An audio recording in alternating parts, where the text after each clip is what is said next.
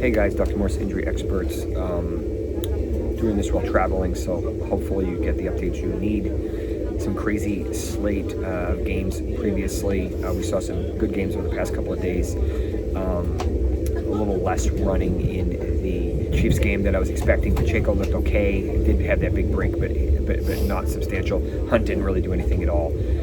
We have a nice slate of games tomorrow, and then obviously one on Monday morning that we'll keep an eye on.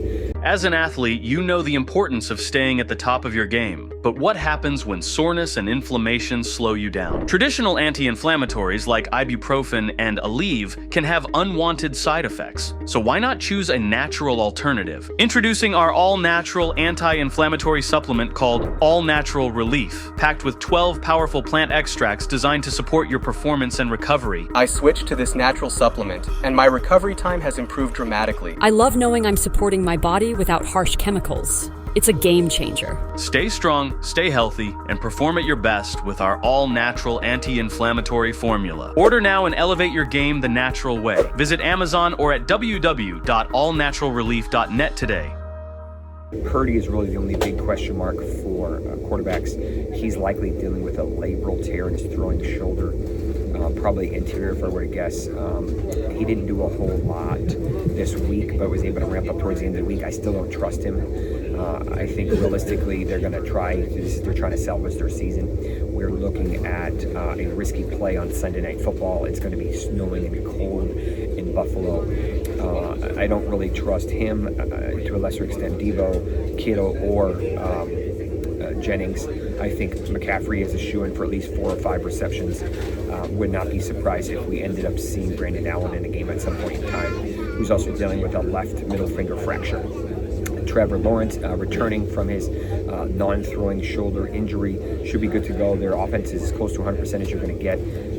We may see some fireworks this week between him, Brian Thomas Jr., who has a fantastic matchup, and as well as Evan Ingram. I don't really trust the running backs, but if you have to, ETN, we'll see. Bigsby is healthier than he's been in a couple weeks. Wouldn't be surprised if J.K. Dobbins goes to IR, secondary to his MCL sprain in his knee. If not, he's going to miss at least 2, maybe 3 weeks. Maybe Gus Edwards, maybe Vidal. Hard to trust either. I think they throw the ball a little bit more. Brees gave us a little bit of a scare this week coming out of the bye. Do not know anything about his knee injury, and all of a sudden on Wednesday, do not practice. And then he was able to do a little bit more each of the past 2 days. I think he's good to go. If you have him, he's a top 10 matchup. Wouldn't be surprised if they brought a little bit more Allen in, but nonetheless, I have some concerns about his re-injury rate, despite having one of the best schedules for the rest of the season. Brian Robinson Jr. got lucky without suffering a high ankle sprain last week, but I think he's still about 80% of health-wise. Eckler is going to be out with his concussion, so we'll see Nick Nichols as the second back there. Unfortunately, the Seattle Seahawks were playing with us this week. They went from DNP with Metcalf and Lockett, which is kind of ridiculous. And all of a sudden, they were off the injury report yesterday, which is kind of stupid because that caused a lot of people to force play someone on Thursday or Friday that they probably wouldn't have played if we knew more information. Wouldn't be surprised if they get penalized for that. If you have Metcalf, feel free to start him. I love JSN this week. Lockett, more of a flex play at best. The Indianapolis Colts wide receivers are really banged up. Josh Downs dealing with a probably type 2 AC sprain. Ashton Dulin is going to be out with a foot/ankle, and Pierce is banged up. He probably will play. I do kind of like Adonai Mitchell this week. Jonathan Taylor is a decent option against the Patriots. Calvin Ridley is good to go.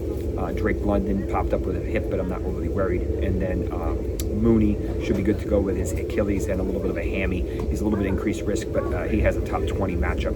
Devonta Smith, I have concerns about re-injury to his hamstring, which he's already done once. A.J. Brown is the top option that week, that game. And then we'll see Dallas Goedert probably get 3 or 4 balls, so he's a really good bet this week.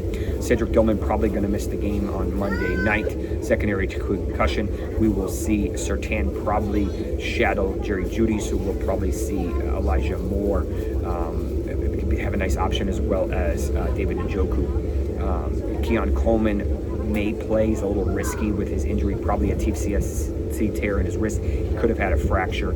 Amari Cooper is close to 100%, but Khalil Shakir is the main guy with Dalton Kincaid out with his PCL sprain. Maybe he comes back next week, maybe two more weeks. And then Will Dissly becomes a solid option despite dealing with that groin injury. He should be good to go for Week 13 matchup. Best of luck. If you have any questions, comments, concerns, put them in the below. And do me a favor, smash the thumbs up and the like button for the video. Thank you very much. Happy holidays, and we will see you next week.